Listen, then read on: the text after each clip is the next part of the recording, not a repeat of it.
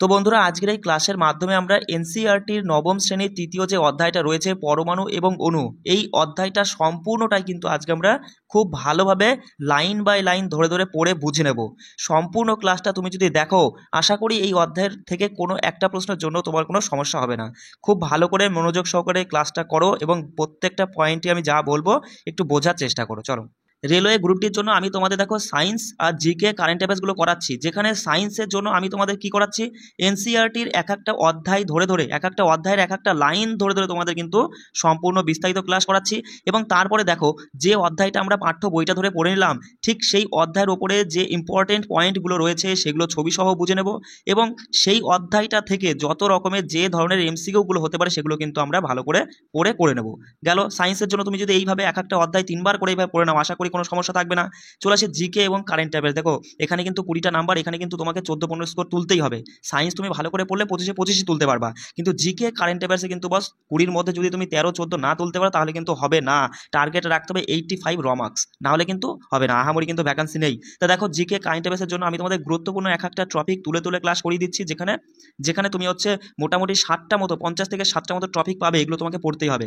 আর 2024-25-এর যত দিন না আর কি পরীক্ষা হচ্ছে তত ডেট পর্যন্ত, তার আগে মানে 1 মাস আগে পর্যন্ত তোমাদের কারেন্ট অ্যাফেয়ার্স জানতে হবে, যেগুলো আমি 25টা এমসিকিউ অথবা ওয়ান লাইনার হিসাবে কিন্তু করিয়ে দিচ্ছি। আর দেখো, এগুলো সমস্ত ক্লাস কিন্তু তুমি ইউটিউবে পাচ্ছ না, সমস্ত ক্লাস আমাদের নির্দিষ্ট একটা টেলিগ্রামে দেওয়া হয়। সেখানে তোমরা যদি মনে করো যে দাদা অ্যাডমিশন নেবো, নিয়ে আমরা পড়ে নেবো, তাহলে দেখো তোমাদের এখনও কিন্তু 50% আমি ছাড় দিচ্ছি কয়েকদিনের জন্য। যারা অ্যাডমিশন নিতে চাও, সঙ্গে সঙ্গে দেখো এই যে নাম্বারটা, এই নাম্বারে যে কোনো মাধ্যমে, ফোনপে, গুগল পে, পেটিএম, যে কোনো মাধ্যমে 249 টাকা পেমেন্ট করে কিন্তু তুমি সঙ্গে সঙ্গে মানে আমাদের টেলিগ্রামে অ্যাড হয়ে যেতে পারো। এটা পেমেন্ট করার পর তুমি সঙ্গে সঙ্গে কী করবা, এই নাম্বারেই হোয়াটসঅ্যাপে একটা মেসেজ করবা, তার আমি সঙ্গে সঙ্গে কিন্তু তোমাকে অ্যাড করে দেবো। ঠিক আছে? প্রতিটা লাইনে খুব ভালো করে মনোযোগ সহকারে শুনে বুঝে নেওয়ার চেষ্টা করো। দাদা, এই যে পরমাণু ও অণু, এই যে পরমাণু, অ্যাটম, এই পরমাণু বিষয়টা কি, কোন জিনিসটাকে আমরা পরমাণু বলি, কেই বা এর নামকরণ করলো, কিভাবে এটা আসলো? দেখো, এনসিইআরটি কি বলছে, এনসিইআরটি বলছে দেখো, যে একজন ভারতীয় দার্শনিক মহর্ষি কণাদ, তিনি এটা স্বীকার করে নিয়েছিলেন, মানে তিনি বলেছিলেন যে যদি আমরা পদার্থকে ভাঙতে থাকি তবে আমরা পদার্থের ক্ষুদ্র ক্ষুদ্র কণা পাবো। দাদা, এটা তো স্বাভাবিক, আমরা তো পড়েই দিয়েছি যে পদার্থ হচ্ছে ক্ষুদ্র ক্ষুদ্র কণা দিয়ে তৈরি। তিনি কিন্তু সেটাই বলছেন, এই মহর্ষি কণাদ কিন্তু সেটাই বলছেন। তিনি বলছেন যে যদি আমরা পদার্থকে ভাঙতে থাকি তবে আমরা পদার্থের ক্ষুদ্র ক্ষুদ্র কণা পাবো। এক সময় আমরা পদার্থের এমন এক ক্ষুদ্রতম কণা পাবো যাকে আর ভাঙা যাবে না। তিনি এই ক্ষুদ্রতম কণার নাম দেন পরমাণু। তাহলে কি বুঝলাম আমরা?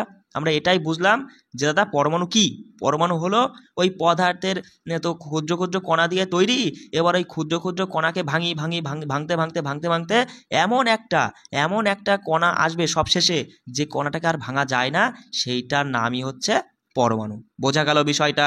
দেখো দেখো, ঠিক একই কথা আরও দুজন ব্যক্তি, আরও দুজন গ্রিক দার্শনিক, ডেমোক্রিটাস এবং হচ্ছে লিউসিপাস, এই দুইজন গ্রিক দার্শনিক, এরাও কিন্তু সেই একই কথাই বলে, ওই কণাদের কথাই বলে। এরাও কিন্তু ওই একই কথাই বলে যে আমরা যদি পদার্থকে ভাঙতে থাকি তবে এমন একটি পর্যায় আসবে যখন প্রাপ্ত কণাকে আর বিভাজিত করা যাবে না। ডেমোক্রিটাস সেই অবিভাজ্য কণার নামই দেয় কিন্তু পরমাণু, যার অর্থ হচ্ছে অবিভাজ্য। এখানে তুমি দুটো পয়েন্ট মাথায় রাখবে। প্রথমত, পরমাণু কথাটা সর্বপ্রথম বলেছিল ভারতীয় দার্শনিক মহর্ষি কণাদ। যদি বলে অ্যাটম, অ্যাটম শব্দটা সর্বপ্রথম কে ব্যবহার করেছিল? ডেমোক্রিটাস হয়ে যাবে। কিন্তু দেখো, এখানে তো পরমাণু লেখা রয়েছে, আসলে মাথায় রাখবা অ্যাটম, অজপলা টম, ঠিক আছে, অজপলা আকার টম, অ্যাটম। এই যে অ্যাটম শব্দটা সর্বপ্রথম কিন্তু ডেমোক্রিটাস ব্যবহার করেছিল, বলেছিল এই অ্যাটমকেই না বাংলায় পরমাণু বলা হয়। কি বললাম? অ্যাটমকেই বাংলায় পরমাণু বলা হয়। তাহলে পরীক্ষায় যদি আসে অ্যাটম শব্দটি সর্বপ্রথম কে ব্যবহার করেছিল?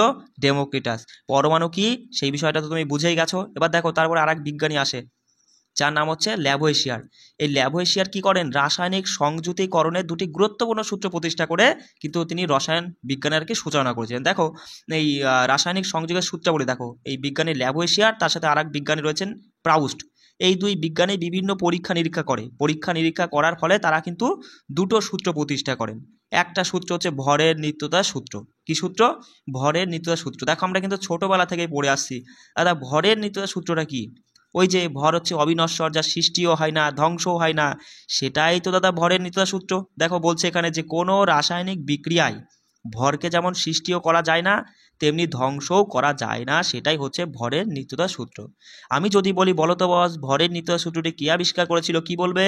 বিজ্ঞানী ল্যাভোয়েশিয়ার ভরের নিত্যতা সূত্র কিন্তু আবিষ্কার করেছিলেন। ঠিক আছে, এবার দেখো স্থিরানুপাতের সূত্র, আর একটা সূত্র, দুটো সূত্র আর কি আবিষ্কার করেছেন, একটা হচ্ছে ভরের নিত্যতা সূত্র আর একটা স্থিরানুপাতের সূত্র। এই স্থিরানুপাতের সূত্র কি দেখো, অন্যান্য বিজ্ঞানীদের সাথে ল্যাভোয়েশিয়ার এটা লক্ষ্য করেছিলেন, মানে আরও অন্যান্য বিজ্ঞানী ছিলেন কিন্তু তাদের মধ্যে ল্যাভোয়েশিয়ার নামটা তুমি মাথায় রাখবে, তার নামটা কিন্তু উল্লেখযোগ্য। যদি স্থিরানুপাতের সূত্রটি বলে যে স্থিরানুপাতের সূত্রটি কার বা কে দিয়েছিল, অপশনে যদি ল্যাভোয়েশিয়ার থাকে তাহলে কিন্তু ল্যাভোয়েশিয়ার সঠিক উত্তর করবা। ঠিক আছে, দেখো ল্যাভোয়েশিয়ার তিনি লক্ষ্য করেছিলেন যে একটি যৌগিক পদার্থ যে কোনো উৎস থেকেই সংগৃহীত হোক বা এটি যে কেউই তৈরি করুক, সেটি সর্বদাই দুই বা তার বেশি নির্দিষ্ট মৌল দিয়ে তৈরি এবং ওই যৌগিক পদার্থে ওই মৌলগুলো একটি নির্দিষ্ট অনুপাতে থাকে। তিনি কিন্তু এই স্থিরানুপাতের সূত্রের ব্যাখ্যা কিন্তু এটাই করেছিলেন। কে করেছিলেন? ল্যাভোয়েশিয়ার করেছিলেন। দাদা আমি বিষয়টা বুঝলাম না, বুঝতে তোমাকে হবেই। বলছে একটি যৌগিক পদার্থ, দাদা যৌগিক পদার্থ কি আমরা আগেই দেখে নিয়েছি যে বিশুদ্ধ পদার্থ দুই রকমের, মৌল আর যৌগ। মৌল কণগুলো যেগুলো কেবলমাত্র একই রকমের কণা দিয়ে তৈরি, যেমন একটা সিলিন্ডারে তোমার হচ্ছে কি রয়েছে, অক্সিজেন ভরা রয়েছে, অক্সিজেন গ্যাস ভরা রয়েছে, তাহলে এর মধ্যে তো অনেক অনেক অনেক অনেক অনেক অনেক কণা রয়েছে, তাই না?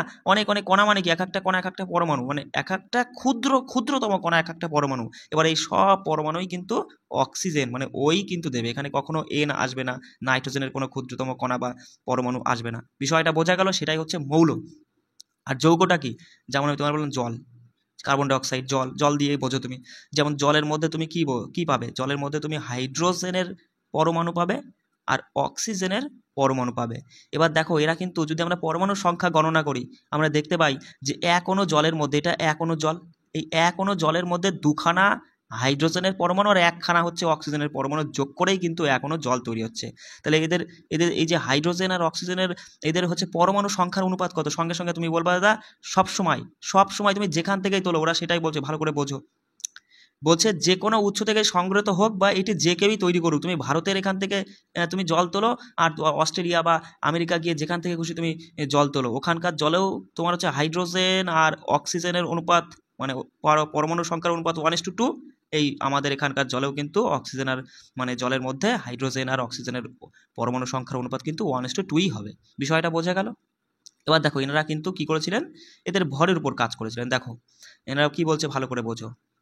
তাহলে সূত্রটা বোঝা গেল, বোঝাতে পারলাম কি যে একটি যৌগিক পদার্থ যে কোনো উৎস থেকে সংগৃহীত হোক বা এটি যে কেউই তৈরি করুক, সেটি সর্বদা দুটি বা তার বেশি নির্দিষ্ট মৌল দিয়ে তৈরি, দুটি বা তার বেশি নির্দিষ্ট মৌল দিয়ে তৈরি এবং ওই যৌগিক পদার্থে ওই মৌলগুলো একটি নির্দিষ্ট অনুপাতে থাকে। জলের মধ্যে H2O, হাইড্রোজেন একটা মৌল, অক্সিজেন একটা মৌল, আর এটা একটা নির্দিষ্ট অনুপাতে থাকবে। বোঝা গেল? আশা করি বোঝাতে পেরেছি। চলে আসি দেখো, এই যে জল নিয়ে ওরা বলছে জল নামক যৌগিক পদার্থে হাইড্রোজেন ও অক্সিজেনের ভরের অনুপাত সবসময় 1:8 হবে। এবার তোমাকে জানতে হবে এদের ভর কত। এই যে জলের মধ্যে তো হাইড্রোজেন থাকে আর অক্সিজেন থাকে, আর হাইড্রোজেনের ভর কত, অক্সিজেনের ভর কত। দেখো হাইড্রোজেন মানে একটা হাইড্রোজেন পরমাণুর ভর হচ্ছে 1, একটা অক্সিজেন পরমাণুর ভর কিন্তু কত, 16, মাথায় রাখবা। এবার দেখো এটা গেল জল, H2O, এইচ এর পরে 2 লেখা, মানে এটা তো এক অণু জল। এই এক অণু জল তৈরি করতে আমাদের দুখানা দাদা হাইড্রোজেনের পরমাণু আর একখানা অক্সিজেনের পরমাণু লাগবে। আর হাইড্রোজেনের পারমাণবিক ভর হচ্ছে 1, তাহলে 2 অক্ষে কত দাঁড়াচ্ছে, 2 দাঁড়াচ্ছে, অনুপাতের চিহ্ন দিলাম।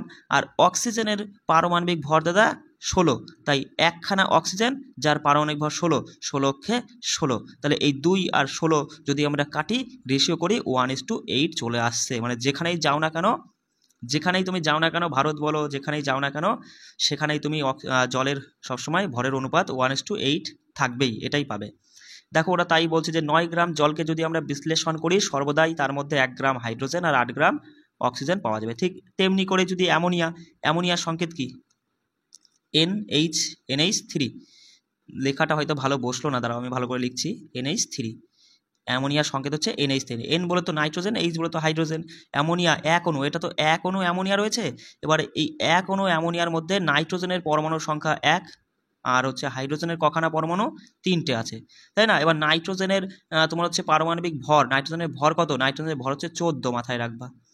আর আমরা এই নিয়ে আলোচনা করব, অসুবিধা নেই। আর হাইড্রোজেনের ভর হচ্ছে 1, তাহলে 14/14 অনুপাত 3/3, 14:3 এই অনুপাতে কিন্তু অ্যামোনিয়ার মধ্যে নাইট্রোজেন আর হাইড্রোজেন থাকে। ঠিক আছে, দেখো এই স্থিরানুপাতের সূত্রটাকেই আর কি বিজ্ঞানী প্রাউস তিনি আবার একটু অন্যভাবে বলেছেন। তিনি বলেছেন যে একটি রাসায়নিক পদার্থে মৌলগুলো সর্বদা ভরের নির্দিষ্ট অনুপাতে উপস্থিত থাকে। এবার যদি এই পয়েন্টটা তুলে দিল, এই তথ্যটা তুলে দিল, এই লাইনটা তুলে দিয়ে বললো যে একটি রাসায়নিক পদার্থে মৌলগুলো সর্বদা ভরের নির্দিষ্ট অনুপাতে উপস্থিত থাকে। উপরের বিবৃতিটি কোন দার্শনিকের দেওয়া বা কোন বিজ্ঞানীর দেওয়া? অপশনে ধরো সেখানে প্রাউস্ট বা ল্যাভোইশিয়ার, তারপরে তোমার হচ্ছে কনাদ, এরকম 3-4জন ব্যক্তির নাম দিও। সেখানে কিন্তু ল্যাভোইশিয়ার করলে হবে না, সেখানে কিন্তু বিজ্ঞানী প্রাউস্ট করতে হবে, কারণ বিজ্ঞানী প্রাউস্টের নামটা উল্লেখ করে দিয়েছে। তিনি কিন্তু এই স্থিরানুপাতের সূত্রটাকে এইভাবে ব্যাখ্যা করেছেন। বিষয়টা বোঝাতে পারলাম আশা করি। আচ্ছা, এখানে আরেকটা জিনিস দেখো, এখানে মাথায় রাখবে, এরপরেই দেখো এই যে ওই যে গ্রিক 2 হচ্ছে দার্শনিক যারা বললো এই যে পরমাণু মানে অ্যাটম শব্দটি, 1 মিনিট দেখো, এই যে গ্রিকদের দেওয়া যে অ্যাটম শব্দটা মানে পরমাণু নামে যেটা আর কি অভিহিত, সেটাই কিন্তু আর কি দেখো বিজ্ঞানী এরপরে কিন্তু ডাল্টন কি করে, ডাল্টন কিন্তু পরমাণুবাদ প্রকাশ করেন। ঠিক আছে, ডাল্টনের পরমাণুবাদ এই ভরের নিত্যতা সূত্র আর স্থিরানুপাতের সূত্রের ব্যাখ্যা দিতে সমর্থ হয়। এই তথ্যটা কিন্তু তুমি মাথায় রাখবা যে 1 মিনিট তুমি মাথায় রাখবা যে ডাল্টনের পরমাণুবাদ কিন্তু ভরের নিত্যতা সূত্র এবং স্থিরানুপাতের সূত্রের ব্যাখ্যা দিতে সমর্থ হয়। এবার এখানে তুমি দেখো একটা জিনিস, এই তথ্যটা মাথায় রাখবে যে 1808 খ্রিস্টাব্দে ডাল্টন তার পরমাণুবাদ তত্ত্বটা কিন্তু প্রকাশ করেছিল। তাহলে পরীক্ষায় আসতে পারে যে ডাল্টন তার পরমাণুবাদ তত্ত্ব কবে প্রকাশ করে? 1808 সালে। এবার ডাল্টন কি বলে দেখো, ডাল্টন দেখো ডাল্টন তার পরমাণুবাদে কি বলেছিল দেখো, ডাল্টন বলেছিল যে সকল পদার্থই পরমাণু নামক ক্ষুদ্র ক্ষুদ্র কণা দিয়ে তৈরি যারা রাসায়নিক বিক্রিয়ায় অংশগ্রহণ করে। এটা তো আমরা জানি, আগেই জানতে পেরেছি যে সকল পদার্থ পরমাণু নামক ক্ষুদ্র ক্ষুদ্র কণা দিয়ে তৈরি যারা রাসায়নিক বিক্রিয়ায় অংশগ্রহণ করে। বেশ ভালো কথা। পরমাণুগুলো অবিভাজ্য কণা যাদের রাসায়নিক বিক্রিয়ায় সৃষ্টি বা ধ্বংস করা যায় না। ডাল্টন এটা বলেছিল, কিন্তু পরবর্তীকালে আমরা দেখলাম এটা ভুল, কারণ পরমাণু অবিভাজ্য নয়, পরমাণুকে আরও ভাঙা যায়, ভেঙে তোমার হচ্ছে ওর মধ্যে ইলেকট্রন, প্রোটন, নিউট্রন আমরা পেয়ে থাকি, তাই না? এটা আমরা পরে দেখব, কিন্তু ডাল্টন এটা বলেছিল যে পরমাণু অবিভাজ্য কণা যাদের রাসায়নিক বিক্রিয়ায় সৃষ্টি বা ধ্বংস করা যায় না। এবার দেখো তিনি আর কি বলেছিলেন, তিনি বলেছিলেন যে একটি নির্দিষ্ট মৌলিক পদার্থের সকল পরমাণুর ভর এবং রাসায়নিক ধর্ম একই হবে। আমরা তো দেখলাম একটি নির্দিষ্ট মৌলিক পদার্থ, আমি ওই যে বলেই দিলাম একটা সিলিন্ডারে তোমার হচ্ছে কি রয়েছে, অক্সিজেনের গ্যাস রয়েছে, মানে এই যে অক্সিজেনের গ্যাস রয়েছে এর মধ্যে সমস্ত এই মৌলিক পদার্থের সমস্ত কণাগুলোই শুধু অক্সিজেনের মধ্যে, আর কিছু থাকবে না। ওরা সেটাই বলছে, একটি নির্দিষ্ট মৌলিক পদার্থের সকল পরমাণুর ভর এবং রাসায়নিক ধর্ম একই হবে। বলছে ভিন্ন বা বিভিন্ন মৌলিক পদার্থের পরমাণুর ভর ও রাসায়নিক ধর্ম ভিন্ন ভিন্ন হবে, আলাদা আলাদা হবে অবশ্যই, তাই না? বিভিন্ন মৌলিক পদার্থে বিভিন্ন রকমের হচ্ছে মানে তোমার ভর আলাদা, যেমন হাইড্রোজেনের ভর একরকম, হাইড্রোজেনের তোমার নাইট্রোজেনের ভর আর এক রকম, তাই না? এগুলো কিন্তু আমরা দেখবো। চলো, আর কি বলেছিলেন ডাল্টন? আর বলেছিলেন যে পরমাণুগুলো ক্ষুদ্র পূর্ণ সংখ্যায় সরল অনুপাতে যুক্ত হয়ে যৌগ গঠন করে, যেটা তো আমরা দেখলাম। এটা তো মানে ডাল্টনের আগে ওই যে তোমার হচ্ছে বিজ্ঞানী ল্যাভোইশিয়ার এবং প্রাউস্ট তারা তো বলেই ছিল যে এরা একটি নির্দিষ্ট অনুপাত থাকে, স্থিরানুপাতের সূত্রের মাধ্যমে বলেছিল, তাই না? আমরা পড়ে নিয়েছি। আর কি বলেছিলেন ডাল্টন? যে একটি নির্দিষ্ট যৌগে উপস্থিত পরমাণুগুলোর সংখ্যা ও প্রকৃতি নির্দিষ্ট হয়। একটি নির্দিষ্ট যৌগে তোমার হচ্ছে পরমাণুগুলোর সংখ্যা এবং প্রকৃতি নির্দিষ্ট, যেমন আমরা দেখলামই।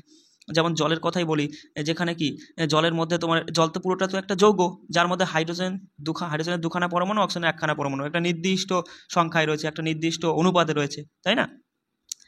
তাহলে এখান থেকে তুমি কি করবা একটু দেখো, তাহলে এখান থেকে তুমি কিন্তু এটা পড়ে নিবা, এগুলো কিন্তু মুখস্থ করে নিবা যে ডাল্টন তার পরমাণু বা তত্ত্বের মধ্যে কোন কোন মানে স্বীকার্যগুলি দিয়েছিল। ঠিক আছে, এই স্বীকার্যগুলি কিন্তু পড়ে নিবা। পরীক্ষায় আসতে পারে নিম্নলিখিত কোনটি পরমাণুবাদের স্বীকার্য নয় বা জন ডাল্টনের পরমাণুবাদের স্বীকার্য নয়। এখান থেকে 3টে বা 4টে তুলে দিল, এখানে শুধু এই নাটা কেটে দিল। ঠিক আছে, তখন কিন্তু এটা সঠিক উত্তর হয়ে যাবে। বিষয়টা বুঝতে পারছো আমি কি বলতে চাইছি? আশা করি বুঝে গেছো। চলো, আচ্ছা, এখান থেকে একটা পয়েন্ট, তুমি এই প্রশ্নটা গুরুত্বপূর্ণ, আমি বলে দিচ্ছি, দেখে নাও যে হাইড্রোজেন এবং অক্সিজেনের ভরের অনুপাত 1:8 আমরা আগেই দেখেছি, এই অনুপাতে যুক্ত হয়ে জল গঠন করে। ঠিক আছে, তা বলছে 3 গ্রাম হাইড্রোজেনের সঙ্গে বিক্রিয়া সংঘটিত করতে কত ভরের অক্সিজেনের প্রয়োজন হবে? দেখো, হাইড্রোজেন আর অক্সিজেন তো 1:8 অনুপাতে থাকে, যেখানে হাইড্রোজেন রয়েছে 3 গ্রাম, হাইড্রোজেনের অনুপাত কত? একদম সিম্পল ব্যাপার, হাইড্রোজেনের অনুপাত 1, তাহলে 1 সমান যদি 3 হয় তাহলে 8 সমান কত? 8 সমান 24 হবে, তাহলে 24 গ্রাম। তুমি বলবো দাদা 24 গ্রাম ভরের আমাদের অক্সিজেনের প্রয়োজন হবে, 3 গ্রাম হাইড্রোজেনের সাথে 24 গ্রাম ভরের আমাদের অক্সিজেনের প্রয়োজন হবে, তাহলেই আমরা আবার জল গঠন করতে পারবো। বিষয়টা বোঝা গেল? চলো, আচ্ছা, পরমাণু কি আমরা তো বুঝেই নিলাম। পরমাণু হচ্ছে কি? পরমাণু হচ্ছে পদার্থের ক্ষুদ্র ক্ষুদ্র ক্ষুদ্র কণা, যার মানে ক্ষুদ্র ক্ষুদ্র কণা যেটা আর কি এমন একটা পর্যায়, মানে পদার্থের এমন একটা কণা যেটাকে আর ভাঙা যায় না। ঠিক একই রকম যেমন তুমি বলতে পারো, এখানে উদাহরণ হিসেবে ওরা কি বলছে দেখো, যে রাজমিস্ত্রির দেওয়াল, যে দেওয়াল বা কক্ষ তৈরি করে, যে অট্টালিকা তৈরি করছে, মানে যে বিশাল বড় অট্টালিকা, সেই অট্টালিকাগুলো এক একটা কি এক একটা ইট দিয়ে তৈরি। এবার সেই ওরা উদাহরণ হিসাবে ওরা বোঝাচ্ছে যে এই এক একটা ইটই হচ্ছে পরমাণুর মতো আর কি। ঠিক আছে, বিশাল বড় অট্টালিকাকে ওরা পদার্থ ধরছে, আর এই এক একটা ইটই ওরা পরমাণু ধরছে। ঠিক একই রকম ওরা বলছে যে পিঁপড়ের ঢিপি, পুরো পিঁপড়ের ঢিপিটা হচ্ছে কি একটা হচ্ছে পদার্থ, তার ওই এক একটা ঢিপিতে দেখবে এক একটা দানা দানা দানা দানা মতো মাটির টুকরো থাকে আর কি, কণা থাকে, সেটাকে ওরা আর কি ধরে নিয়েছে পরমাণু। এরা বুঝে গিয়েছি আমরা। পরমাণু কত বড় বলো, পরমাণু কত বড় বলো তো। পরমাণু হচ্ছে খুবই ক্ষুদ্র, আমরা তুলনা করতে পারি না বা কল্পনা করতে পারি না, এমন ক্ষুদ্র।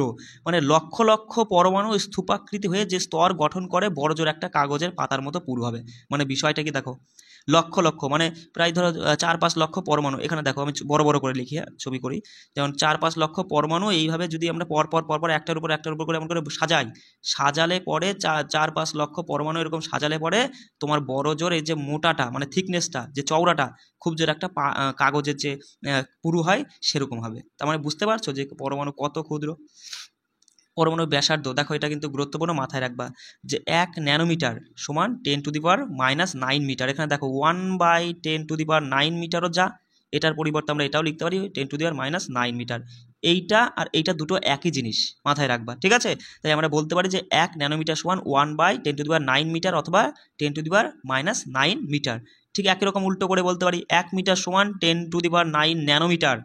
1 মিটার সমান 10⁹ ন্যানোমিটার। আর মাথায় রাখবে পরমাণুর ব্যাসার্ধ ন্যানোমিটার এককে পরিমাপ করা হয়। কিসে? পরমাণুর ব্যাসার্ধ ন্যানোমিটার এককে পরিমাপ করা হয়। এই ব্যাসার্ধ কয়েকটা মুখস্থ করে নাও। হাইড্রোজেন পরমাণুর ব্যাসার্ধ হচ্ছে 10⁻10 মিটার, জলের অণুর ব্যাসার্ধ 10⁻9 মিটার, হিমোগ্লোবিন অণুর ব্যাসার্ধ হচ্ছে 10⁻8, বালির কণার ব্যাসার্ধ 10⁻4, পিঁপড়ের ব্যাসার্ধ 10⁻3, আর অ্যাপেলের ব্যাসার্ধ 10⁻1। এর মধ্যে এই প্রথম তিনটে খুবই গুরুত্বপূর্ণ, বাকিগুলো অতটা গুরুত্বপূর্ণ নয়। তুমি এই তিনটে তো মুখস্থ রাখবাই রাখবা, ঠিক আছে। হাইড্রোজেন পরমাণুর ব্যাসার্ধ হচ্ছে 10⁻10, জলের অণুর ব্যাসার্ধ হচ্ছে 10⁻9 মিটার, আর হিমোগ্লোবিন অণুর ব্যাসার্ধ হচ্ছে 10⁻8 মিটার, ঠিক আছে। চলো এদিকে দেখো, হ্যাঁ এখানে আর তেমন কিছু নেই। এবার দেখো এই যে বিভিন্ন মৌলের মানে মৌলিক পদার্থের আর কি চিহ্ন চিহ্ন দেখো, এই যে ডাল্টন তো কি করেছিল, ডাল্টন তো হচ্ছে বেশ কিছু মৌল আর কি তিনি আবিষ্কার করেছিল আর কি। তিনি বেশ কিছু মৌলের আর কি চিহ্ন প্রকাশ করেছে, আবিষ্কার নয়, আমরা বলতে পারি যে ডাল্টন হচ্ছে প্রথম বিজ্ঞানী যিনি কি করেছিলেন, যে মানে পরমাণুগুলোকে বিভিন্ন চিহ্নের সাহায্যে প্রকাশ করেছিলেন, ঠিক আছে। দেখো তিনি কি বলেছিলেন, যিনি বলেছিলেন যে হাইড্রোজেনের চিহ্ন কেমন ছিল, যেমন গোলের মধ্যে একটা ফোঁটা, এই চিহ্নগুলো কিন্তু মাথায় রাখবা, গোলের মধ্যে একটা ফোঁটা, এটা হাইড্রোজেনকে বোঝায়। গোলের মধ্যে তোমার হচ্ছে ধূসর রং পুরোটা, এটা হচ্ছে কার্বনকে বোঝায়। শুধু একটা ফাঁকা গোল, এটাকে অক্সিজেন পরমাণুকে বোঝায়। এক গোলের মধ্যে একটা মার্সিডিজ চিহ্ন, এটা হচ্ছে ফসফরাসকে বোঝায়। গোলের মধ্যে যোগ চিহ্ন, এটা সালফারকে বোঝায়। গোলের মধ্যে আই ফর আয়রন, লোহাকে বোঝায়। দেখো বাকিগুলো তুমি খুব সহজে মাথায় রাখতে পারবা। গোলের মধ্যে সি ফর কপারকে বোঝায়। গোলের মধ্যে এল ফর লেড, সীসাকে বোঝায়। গোলের মধ্যে এস ফর সিলভার, রূপাকে বোঝায়, তাই না। গোলের মধ্যে জি, আর এদিকে পাশে ফোটা ফোটা এরকম রয়েছে, এটা হচ্ছে গোল্ড, সোনাকে বোঝায়। গোলের মধ্যে পি, যেটা হচ্ছে প্লাটিনাকে বোঝায়। আর গোলের মধ্যে এটা গুরুত্বপূর্ণ, পারদেরটা, গোলের মধ্যে 4-5 যেমন ফোটা ফোটা রয়েছে, এটা হচ্ছে মার্কারি বা পারদকে বোঝায়। এগুলো কিন্তু অবশ্যই তুমি পড়ে নিবা, ঠিক আছে। এগুলো কিন্তু সব ডাল্টনের দেওয়া, ডাল্টনের প্রস্তাবিত কয়েকটি মৌলের চিহ্ন আর কি, ঠিক আছে, ডাল্টনের দেওয়া, মাথায় রাখবা। আচ্ছা এবার দেখো এই যে যে মৌলগুলো, এদের মৌলগুলো যে নামকরণ করা হয়েছিল, যে তোমার হচ্ছে এগুলো কিভাবে নামকরণ করা হয়েছিল, দেখো এখানে মাথায় রাখবা যে শুরুর দিকে মৌলগুলোকে সর্বপ্রথম যে জায়গায় পাওয়া যেত সেই জায়গার নামানুসারে কিন্তু নামকরণ করা হতো। যেমন তামা, কপার, সাইপ্রাস থেকে তামা পাওয়া গিয়েছিল, তাই তামার নাম রাখা হয়েছিল যে তোমার হচ্ছে কপার, ঠিক আছে। সি দেখো, প্রথমে সি রয়েছে। দেখো তারপর হচ্ছে আর মাথায় রাখবে এখানে সোনা, গোল্ড, যেটা হচ্ছে হলুদ বর্ণের হয় বলে এটার নামকরণ করা হয়েছিল। এটাকে দেখো এখানে দেওয়া নেই অবশ্য, যাই হোক তুমি দেখে নাও। আর এখানে এটা মাথায় রাখবা, এই যে IUPAC, ইউপাক, যাকে আমরা ইউপাক নেম, এর ফুল ফর্মটা মাথায় রাখবা, যে international union of pure and applied chemistry, গুরুত্বপূর্ণ, এটা কিন্তু মুখস্থ করে নাও, ঠিক আছে। আচ্ছা দেখো বেশিরভাগ মৌলের চিহ্নই তাদের ইংরাজি নামের প্রথম দুটো বা একটা বা দুটো বর্ণ দিয়ে স্থির করা হয়। চিহ্নের প্রথম বর্ণটি বড় অক্ষরের এবং দ্বিতীয় বর্ণটা হয় ছোট অক্ষরের। বিষয়টা বোঝো। দেখো চিহ্ন, এবার ওই যে বিজ্ঞানী বার্সেলিয়াস, মাথায় রাখবা, এখানে এখানে দেখো, এই যে ভালো করে বোঝো। দেখো বিজ্ঞানী বার্জেলিয়াস মৌলের প্রতীককে তাদের নামের একটি বা দুটি বর্ণ দিয়ে প্রকাশ করার কথা কিন্তু তিনি বলেছিলেন। কে বলেছিলেন? বিজ্ঞানী বার্জেলিয়াস। এর আগে পর্যন্ত কিন্তু ডাল্টন কিন্তু তিনি ওই নামের অক্ষর দিয়ে কিন্তু বলার কথা চিন্তা ভাবনা করেননি, তিনি এই চিহ্নগুলো দিয়ে প্রকাশ করেছিল। আর বার্জেলিয়াস কি তিনি বলেছিলেন যে এদের যদি আমরা নামের অক্ষর প্রথম একটা অক্ষর বা দুটো অক্ষর নিয়ে যদি এমন প্রকাশ করি তাহলে বিষয়টা ভালোভাবে সেইভাবেই কিন্তু চলে আসছে। ঠিক আছে, তা দেখো যেমন হাইড্রোজেন, হাইড্রোজেনের দেখো প্রথম অক্ষরটা এইচ, তাই এইচ ফর হাইড্রোজেন। অ্যালুমিনিয়াম প্রথম অক্ষর দুটো দেখো এ এল, এ এল, এটা কিন্তু অ্যালুমিনিয়ামের সংকেত। এ এল, এলটা বড় হাতের হলে হবে না, মানে প্রথমটা বড় হাতের হবেই, পরেরটা আমাদের কি হবে? ছোট হাতের। ঠিক আছে। কোবাল্টের যেমন যেমন যেমন দেখো সি ও, সি ও, এটা কিন্তু নয়, বড় হাতের ও হবে না, সিটা বড় হাতের, পরেরটা কিন্তু ছোট হাতের হবে। ঠিক একই রকম দেখে নাও তুমি, এখানে ক্লোরিন আছে, দস্তা বা জিঙ্ক আছে, তাই না? এখানে গুরুত্বপূর্ণ পয়েন্ট চলে এসেছে, দেখো এই যে লোহার চিহ্ন কি এফি, এফি হয়েছে কারণ লোহা ফেরাম থেকে পাওয়া গেছে। বুঝতে পারছো? মানে ফেরাম, ফেরাম থেকে লোহার চিহ্ন এফি এসেছে। সোডিয়ামের চিহ্ন এনএ, এটা এসেছে কি থেকে? ল্যাতিন নাম নাইট্রিয়াম থেকে, নাইট্রিয়াম থেকে কিন্তু সোডিয়াম এনএ চিহ্নটা এসেছে। এগুলো কিন্তু গুরুত্বপূর্ণ। ঠিক আছে, যে লোহা মানে লোহা কোন ল্যাটিন শব্দ থেকে এসেছে? ফেরাম থেকে। ঠিক একই রকম যদি বলে সোডিয়াম এনএ, এটা হচ্ছে কোন ল্যাটিন শব্দ থেকে? নাইট্রিয়াম থেকে এসেছে। আর একটা দেখে না, ওই যে এখানে লাস্টে রয়েছে দেখো পটাশিয়াম, যেটা চিহ্ন হচ্ছে কে, যেটা হচ্ছে ক্যালিয়াম থেকে এসেছে। ঠিক আছে, আর এই সংকেতগুলো আমি একটু চটপট বলে দিচ্ছি, একটু মনে করে মানে মনে রাখবা। দেখো এগুলো হচ্ছে মুখস্থ করতে হবে না, তোমার মাথায় থেকে যাবে। অ্যালুমিনিয়াম, তুমি ইংরেজিতে বানান করতে যাও আর তাদের প্রথম অক্ষরগুলো নিয়ে চিন্তা ভাবনা করো। অ্যালুমিনিয়াম, এ এল আসছে, তাই না? এটাই ওর সংকেত। আর্গন, আর এ আর দিয়ে। Beryllium, beryllium, B A. Boron, বো, বি ফর বোরন। তারপরে ব্রোমিন, বি আর, ব্রো, বি আর, ব্রোমিন, তাই না? তারপরে ক্যালসিয়াম, সি এ, ক্যালসিয়াম। কার্বন, সি তে কার্বন। ক্লোরিন, ক্লো, সি এল। কোবাল্ট, কো, সিও, কো, তাই না? বাস এইভাবে কিন্তু তুমি এগুলো একটু সব মৌলগুলো একটু চটপট পড়ে নিবা। ঠিক আছে, দেখবা মুখস্থ করতে হবে না, তুমি অটোমেটিক্যালি পারবা। 2-3 বার পড়া পরে মাথায় থেকে যাবে। দেখো পারমাণবিক ভর ভালো করে বুঝবে। একটি পরমাণু যে পরিমাণ ভর দ্বারা গঠিত সেটাই ওই পরমাণু বা মৌলের পারমাণবিক ভর। দেখো জন ডাল্টন তার পরমাণুবাদের সব থেকে উল্লেখযোগ্য যে ধারণাটি দিয়েছিলেন সেটাই হচ্ছে পারমাণবিক ভর। আর তিনি বলেছিলেন যে প্রত্যেক মৌলের একটা নিজস্ব পারমাণবিক ভর রয়েছে। এবার আমরা দেখব যে কি করে যে হচ্ছে মৌলগুলোর পারমাণবিক ভর নির্ণয় করা যায়। তার আগে তুমি একটা জিনিস দেখে নাও, যে এই যে পারমাণবিক ভরের একটা একক রয়েছে, পারমাণবিক ভরের এককটা আগে এ এম ইউ এই চিহ্ন দ্বারা কিন্তু লেখা হতো, কিন্তু বর্তমানে এই পারমাণবিক ভরের এককটা হচ্ছে ইউ চিহ্ন দ্বারা প্রকাশ করা হয়, ইউনিফাইড মাস। মাথায় রাখবা, ইউ চিহ্ন দ্বারা কিন্তু বর্তমানে পারমাণবিক ভরের একককে প্রকাশ করা হয়। এবার এখানে দেখে নাও এই যে তোমার 1961 সালে দেখো, দেখো 1961 খ্রিস্টাব্দে পারমাণবিক ভর নির্ণয়ের জন্য কার্বন 12 এর সমস্থনিক, মানে কার্বন 12 এর একটি আইসোটোপ এর একটি পরমাণুর ভরকে প্রমাণ একক হিসাবে সর্বজনীনভাবে গ্রহণ করা হয়েছিল। আর এর উপরে ভিত্তি করেই বিভিন্ন মৌলের পারমাণবিক ভর নির্ণয় করা হয়। বিষয়টা কেমন দেখো, যে পারমাণবিক ভর নির্ণয় করতে গেলে আমাদের কি কি লক্ষ্য রাখতে হবে? আমাদের লক্ষ্য রাখতে হবে এমন একটা মৌলের সমস্থনিক আমরা তুলব যেটা, যে মৌলটা সবার সঙ্গে আর কি রাসায়নিক বিক্রিয়া করে তোমার আর কি যৌগ তৈরি করতে পারে। এবং ধরো আমরা এই যে কার্বন 12 এই আইসোটোপটা কেন নিয়েছিলাম? এই কারণে নিয়েছিলাম কারণ কার্বন 12 এই আইসোটোপটা সব মৌলের সাথেই আর কি বিক্রিয়া করে যৌগ তৈরি করে। আর হচ্ছে এই কার্বন 12 এই আইসোটোপটি তোমার হচ্ছে কি যে মৌলেরই আমরা পারমাণবিক সংখ্যা বা পারমাণবিক ভর বার করতে যাই না কেন সেটা পূর্ণ সংখ্যায় আসছিল, সেই জন্য কিন্তু আমরা কার্বন 12টাকে আর কি ব্যবহার করেছিলাম। এই কার্বন 12 এর মানটাকেই প্রমাণ একক হিসেবে ধরেই কিন্তু আমরা বিভিন্ন মৌলের পারমাণবিক ভর নির্ণয় করি। বিষয়টা হয়তো অনেকে বুঝলে না, এখানে দেখো এটা হচ্ছে কার্বন 12 হচ্ছে পরমাণু।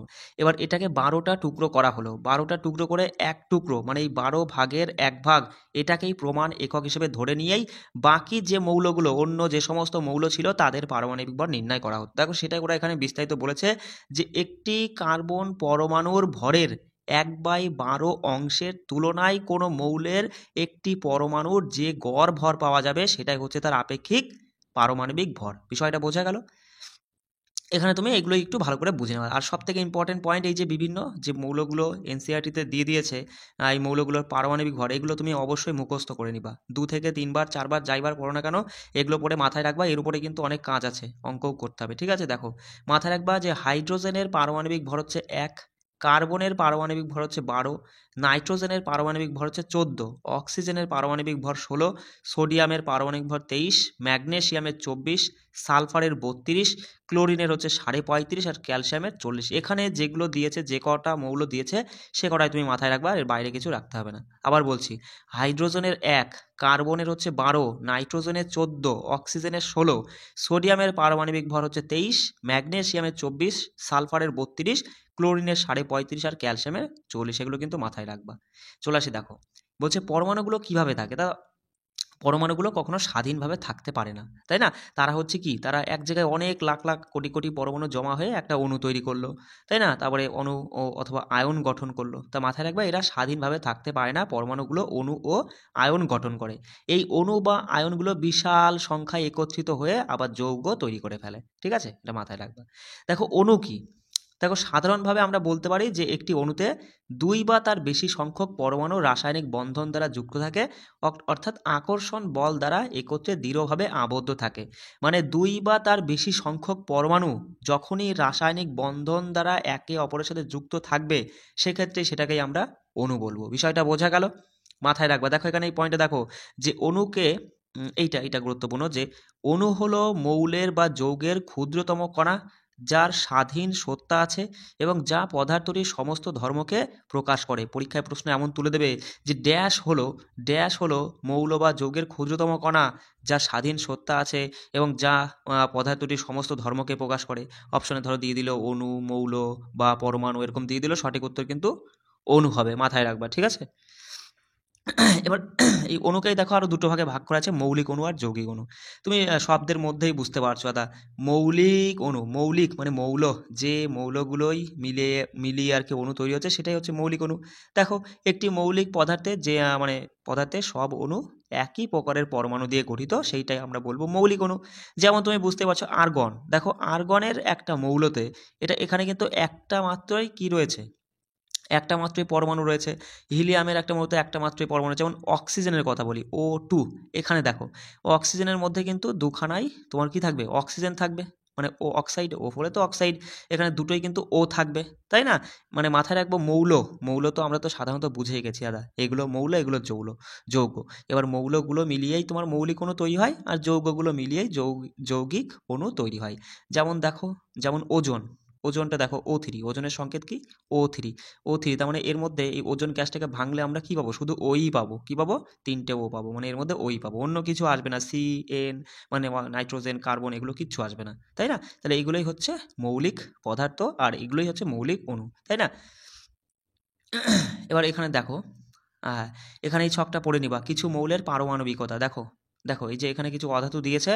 আর্গন হচ্ছে 1 পারমাণবিক। কারণ আর্গন যখন আমরা লিখি তখন আমরা AR লিখি, শুধু এর নিচে কখনো 2 লিখি না বা 3 লিখি না, তাই না? সেই জন্য আর্গন হচ্ছে 1 পারমাণবিক। হিলিয়ামও তাই, হিলিয়াম লিখতে গিয়ে আমরা এর নিচে কি 2 ঠুই লিখি, কিছু লিখি না। তার মানে হিলিয়ামও হচ্ছে 1 পারমাণবিক, মানে একটি মাত্র পরমাণু দিয়ে গঠিত, তাই এটাকে বলি আমরা 1 পারমাণবিক। দেখো অক্সিজেন হচ্ছে দ্বিপারমাণবিক। যখনই আমরা অক্সিজেন, গ্যাস, অধাতু, মানে গ্যাসে অক্সিজেন তো একটা গ্যাস, তাহলে সেখানে আমরা কি লিখবো, O2 লিখি কিন্তু। তার মানে দুখানা ওর কটা পরমাণু রয়েছে, দুটো পরমাণু রয়েছে, দুটো যোগ করেই O2 হলো। তাই আমরা বলবো অক্সিজেন হলো দ্বিপারমাণবিক। হাইড্রোজেনও তাই, দ্বিপারমাণবিক। নাইট্রোজেনও দ্বিপারমাণবিক। ক্লোরিন হচ্ছে দ্বিপারমাণবিক। আর এই দুটো মাথায় রাখবে, ফসফরাস হচ্ছে চতুর্পারমাণবিক আর সালফার বহুপারমাণবিক। এই ছকে যা দেওয়া আছে ততটুকুই তুমি মাথায় রাখবে, এর বাইরে তোমাকে বেশি কিছু পড়তে হবে না। আবার বলছি, তুমি মাথায় রাখবে খুব সহজে, আর্গন, হিলিয়াম 1 পারমাণবিক, অক্সিজেন, হাইড্রোজেন, নাইট্রোজেন, ক্লোরিন দ্বিপারমাণবিক, ফসফরাস হচ্ছে চতুর্পারমাণবিক আর সালফার বহুপারমাণবিক। ব্যাস এইভাবেই তুমি মাথায় রাখবে। দেখো যৌগিক অণু, দাদা যৌগিক অণু তো আমরা বুঝতেই পারলাম যে বিভিন্ন মৌলের পরমাণু নির্দিষ্ট অনুপাতে পরস্পরের সাথে যুক্ত হয়ে যৌগিক অণু গঠন করে। ওই যৌগ থেকেই যৌগিক অণু, যৌগ, জলের কথাই বলি, H2O, এখানে 2 রকমের মৌল রয়েছে আর এরা একটা নির্দিষ্ট অনুপাতে রয়েছে, থেকেই এরা যৌগ তৈরি করছে। আর সেই যৌগগুলোই আমরা বলবো একসঙ্গে যখন অনেক মানে মৌল আর যৌগ মিলিয়ে আর কি তোমার হচ্ছে যে যৌগটা গঠন করে সেটাই হচ্ছে যৌগিক অণু আর কি। তুমি দেখো এখানে দেখে নাও, উদাহরণ হিসেবে এখানে ওরা দিয়ে দিয়েছে, যেমন দেখো জল, জল H2O, তার মানে জলের মধ্যে হাইড্রোজেন আর অক্সিজেন রয়েছে, আর এদের ভরের অনুপাত আমরা আগেই দেখে নিয়েছি 1:8। অ্যামোনিয়া, অ্যামোনিয়ার মধ্যে কি থাকে, অ্যামোনিয়ার মধ্যে থাকে নাইট্রোজেন আর হাইড্রোজেন থাকে, NH3 অ্যামোনিয়ার সংকেত, নাইট্রোজেন আর হাইড্রোজেন, এদের ভরের অনুপাত এটা মাথায় রাখবে। Carbon die oxide CO2, carbon আর অক্সিজেন থাকে, এদের ভরের অনুপাত এটা। দেখো এগুলো কি করে আসছে ভালো করে বোঝো, এই জন্য তোমাকে বারবার করে বললাম ওই যে বিভিন্ন মৌলের পারমাণবিক ভর, ওই ছকটা কিন্তু অবশ্যই মাথায় রাখবে। সেখান থেকে কিন্তু তুমি আপেক্ষিক আণবিক ভর বলো, পারমাণবিক তাদের ভরের অনুপাত, এই যে ধরো পরীক্ষায় তুলে দিল যে কার্বন ডাই অক্সাইড যৌগের হচ্ছে আহ, বলে দিল যে এদের ভরের অনুপাতটা কি হবে, ঠিক আছে। এটা তোমার, এটা তো তুমি এখানে পড়ে নিয়েছো, অন্য একটা কিছু দিয়ে দিল সেটা হয়তো তুমি পড়লে না, তখন কি করবে দেখো, আমরা কিন্তু পড়ে নিয়েছি যে পারমাণবিক ভরের মানটা পড়ে নিয়েছি। দেখো কার্বনের পারমাণবিক ভর কত তুমি তাই বলো। দেখো আগে পরমাণুর সংখ্যাটা আমি একটু কেটে দিলাম, হ্যাঁ কেটে দিয়ে আমি ছোট্ট করে এখানে করি। দেখো কার্বন ডাই অক্সাইড CO2, আগে বলো এর মধ্যে এই যে যৌগটা, এটা তো যৌগ, এর মধ্যে কি কি পরমাণু রয়েছে, তুমি সঙ্গে সঙ্গে বলবে দাদা কার্বন আছে আর অক্সিজেন আছে।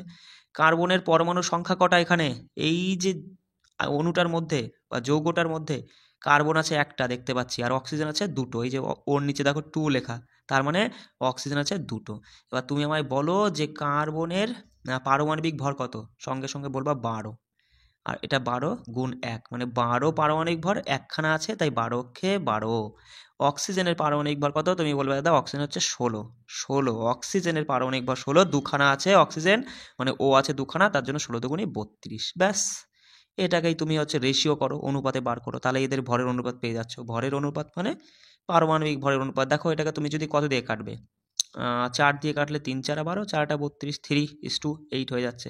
এইভাবেই কিন্তু বার করতে, এগুলো মুখস্থ করতে হয় না তোমার, শুধু তুমি ওই ছকটা মাথায় রেখে দেবে যে কয়েকটি মৌলের যে পারমাণবিক ভর রয়েছে না, ওটা মাথায় রাখবে। আচ্ছা দেখো একটু আগে বললাম যে জল H2O, জলের সংকেত কি H2O। এবার এই জলটা কি একটা যৌগিক পদার্থ, তাই না? আর এই যৌগের মধ্যে কি কি মৌলিক পদার্থ বা কি কি মৌল রয়েছে, তুমি সঙ্গে সঙ্গে বলবা এখানে হাইড্রোজেন আর অক্সিজেন রয়েছে।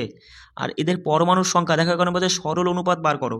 সরল অনুপাত বার করতে গেলে আমাদের দেখতে হবে যে পরমাণুর সংখ্যাটা কত, সঙ্গে সঙ্গে বলবা যে এক অণু জলের মধ্যে আমরা হাইড্রোজেন দেখতে পাচ্ছি 2 পিস, আর অক্সিজেন রয়েছে দাদা 1 পিস, তাহলে এদের রেশিও করলে 2:1 হয়, তাই না? সরল অনুপাত অর্থাৎ পরমাণু সংখ্যার অনুপাত। আর পারমাণবিক ভর বলো, হাইড্রোজেনের পারমাণবিক ভর আমরা পড়ে নিয়েছি 1, আর অক্সিজেনের পারমাণবিক ভর হচ্ছে 16। আর এদের ভরের অনুপাত বার করতে গেলে কি করতে হয়, আমাদের দেখতে হয় যে যে যৌগটার কথা বলছি সেই যৌগের মধ্যে যে মৌলগুলো রয়েছে কয় পিস কয় পিস করে মৌল রয়েছে। যেমন হাইড্রোজেনের মৌল রয়েছে দুটো, আর এই দুটো মৌলের সাথে আমাদের, মানে দুটো মৌল তো নয়, মানে দুটো পরমাণু রয়েছে হাইড্রোজেনের, এই দুটো পরমাণুর সাথে এর ভর যেটা সেটা গুণ করব, তাহলে 2 × 1 মানে 2×2। আর অক্সিজেন রয়েছে দাদা একটা পরমাণু অক্সিজেনের, এই যে জলের মধ্যে, তাই না? আর এর অক্সিজেনের হচ্ছে পারমাণবিক ভর 16, তাহলে 16×16, এই 2 আর 16 রেশিও করলে 1:8 চলে আসে, সেইটাই ওরা এখানে দিয়ে দিয়েছে, যেটা আমরা একটু আগেই বুঝে নিলাম। দেখো এখানে সেটাই বলছে যে জলের অণুতে পরমাণুর সংখ্যার অনুপাত হচ্ছে 2:1। আয়ন, দেখো আয়ন কি মাথায় রাখবা, ধাতু ও অধাতুর সমন্বয়ে গঠিত যৌগের মধ্যে তড়িৎগ্রস্ত কণা থাকে, এই তড়িৎগ্রস্ত কণাগুলোকেই আয়ন আমরা আমরা কি বলে থাকি, আয়ন বলে থাকি। তো এখানে মাথায় রাখবা যে একটি আয়ন ধনাত্মক বা ঋণাত্মক তড়িৎগ্রস্ত দুটোই হতে পারে। তা ঋণাত্মক তড়িৎগ্রস্ত আয়নের নাম হচ্ছে অ্যানায়ন, আর ধনাত্মক তড়িৎগ্রস্ত আয়নকে আমরা ক্যাটায়ন বলে থাকি। যেমন দেখো সোডিয়াম ক্লোরাইড, সোডিয়াম এর মধ্যে কি সোডিয়াম হচ্ছে ধাতু, আর ক্লোরাইড মানে ক্লোরিন, এটা একটা গ্যাস, এটা একটা কি অধাতু। তা আমরা পড়ে নিয়েছি না, যে পড়ে নিয়েছি বলতে কি আমি তোমার দেখো দশম শ্রেণীর যে সেকেন্ড চ্যাপ্টার রয়েছে সেখানে কিন্তু আমরা এটা দেখে নেব যে ধাতুগুলো সাধারণত কি দেয়, ধাতুগুলো সাধারণত প্লাস আয়ন দেয়, মানে ধনাত্মক আয়ন দেয়, ঠিক আছে। ধাতুগুলো সাধারণত কি হয়, ক্যাটায়ন হয়। আর হচ্ছে যেগুলো হচ্ছে অধাতু সেগুলো হচ্ছে মাইনাস, অর্থাৎ ঋণাত্মক তড়িৎগ্রস্ত আয়ন দেয়, যেটাকে আমরা অ্যানায়ন বলে থাকি, ঠিক আছে। এই নিয়ে আমরা বিস্তারিত পড়বো, অসুবিধা নেই। চলে আসে দেখো বিভিন্ন কিছু আয়ন দিয়ে দিয়েছে ওরা, যেমন হচ্ছে ক্যালসিয়াম অক্সাইড, এটা একটা আয়নীয় যৌগ। ম্যাগনেসিয়াম সালফাইড, যৌগ তো বুঝতেই পারছি তাই না, যৌগ তো এগুলো বুঝতেই পারছি, এগুলো হচ্ছে আয়নীয় যৌগ, calcium oxide, magnesium sulphide, sodium chloride. পরীক্ষায় যদি বলে দেয় যে ক্যালসিয়াম অক্সাইডের ভরের অনুপাত কত, তুমি জানো না, তুমি এখানে এইগুলো পড়োনি, জানো না, কিন্তু তুমি ওই পারমাণবিক ভরের যে মানটা সেই ছকটা তুমি পড়ে নিয়েছো। তাহলে তুমি সঙ্গে সঙ্গে বললো ক্যালসিয়াম অক্সাইড, যার মধ্যে ক্যালসিয়াম আর অক্সিজেন রয়েছে, তাই না? তাহলে ক্যালসিয়ামের ভর তুমি বলবা 40 পারমাণবিক ভর, আর অক্সিজেনের হচ্ছে 16। এটাকে তুমি একটু কেটে যদি 8 দিয়ে কাটো, 8 দুগুণি 16, 5 এটা 40, তাহলে ভরের অনুপাত তুমি নিজেই বার করতে পারবে। ম্যাগনেসিয়াম সালফাইড, ম্যাগনেসিয়াম আর সালফার, ম্যাগনেসিয়াম সালফাইড যার মধ্যে ম্যাগনেসিয়াম আর সালফার রয়েছে, সঙ্গে সঙ্গে বলবো ম্যাগনেসিয়ামের হচ্ছে পারমাণবিক ভর কত 24, আর সালফারে কত, সালফার হচ্ছে 32। তাহলে 24 আর 32-এর তুমি যদি রেশিও করো কত দিয়ে কাটবে বলো? 8 দিয়ে কাটে 3 8 24, 4 32, 3:4, তাই না? ঠিক একই রকম সোডিয়াম ক্লোরাইডের মধ্যে সোডিয়াম আর ক্লোরিন রয়েছে, সোডিয়ামের হচ্ছে 23 আর ক্লোরিনের হচ্ছে 35.5, সেইটাই অনুপাত দিয়ে দিয়েছে। এগুলো হচ্ছে মুখস্থ না করেও তুমি হচ্ছে কি মানে পড়ে বুঝে নিতে পারো। চলো এবার আমরা দেখব যে রাসায়নিক সংকেত লেখার নিয়মাবলী। তার আগে তুমি কিছু এই ছকটা একটু বুঝে নেওয়ার চেষ্টা করো। দেখো এখানে রয়েছে বিভিন্ন আয়নের নাম এবং চিহ্ন, যেমন ধাতব আয়ন। পরীক্ষায় এখান থেকে প্রশ্ন আসবে কিন্তু, যে নিম্নলিখিত কোনটি বহু পারমাণবিক আয়নের উদাহরণ, বা দেবে নিম্নলিখিত কোনটি ধাতব মৌলের আয়নের উদাহরণ, বা নিম্নলিখিত কোনটি অধাতব মৌলের আয়ন নয়। দেখো সিম্পলভাবে মুখস্থ করতে হবে না, একটু বুঝে নাও তাহলে মাথায় থাকবে। সবার প্রথমে দেখো এই যে এই ছকটা, এটা হচ্ছে ধাতব মৌলের আয়নের নাম রয়েছে।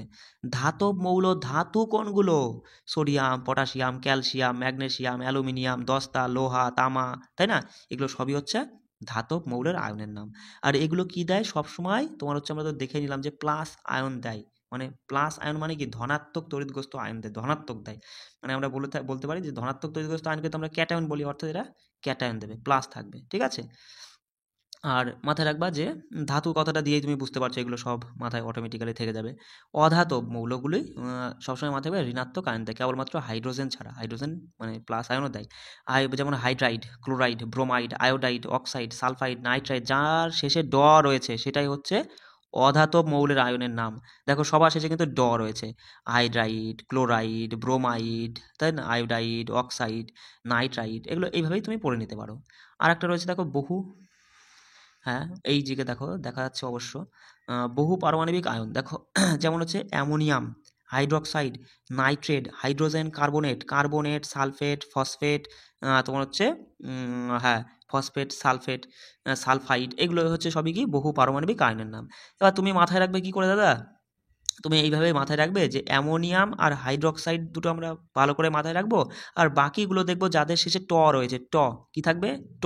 যেমন nitrate, hydrogen carbonate, carbonate, sulphide, sulphate, phosphate, এগুলো সবই হচ্ছে বহু পারমাণবিক আয়ন। আর উদাহরণগুলো না এর মধ্যে থেকে পরীক্ষায় দেবে, এর বাইরে থেকে দেবে না।